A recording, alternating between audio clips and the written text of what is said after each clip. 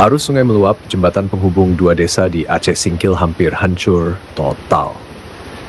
Jembatan yang hampir hancur total ini terletak di Dusun Empat Lae Tangga, Desa Telaga Bakti, menghubungkan Desa Telaga Bakti dan Desa Kampung Baru di Kecamatan Singkil Utara, Kabupaten Aceh Singkil. Jembatan yang diduga terbuat dari tumpukan kayu besar dengan lapisan tanah liat dan sirtu ini tidak mampu menahan derasnya arus sungai yang tiba-tiba membesar. Peningkatan arus yang sangat ekstrem ini terjadi setelah hujan lebat mengguyur wilayah tersebut dari pukul 6 sore hingga 12 malam pada tanggal 10 Agustus 2024. Hujan deras yang turun selama 6 jam berturut-turut menyebabkan arus sungai meluap secara drastis, hampir menghancurkan jembatan yang vital bagi kedua desa tersebut.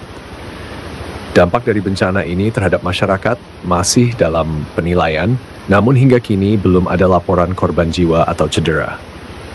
Pihak berwenang berada dalam kondisi siaga tinggi, memantau situasi dengan cermat, dan bersiap menghadapi potensi dampak lanjutan.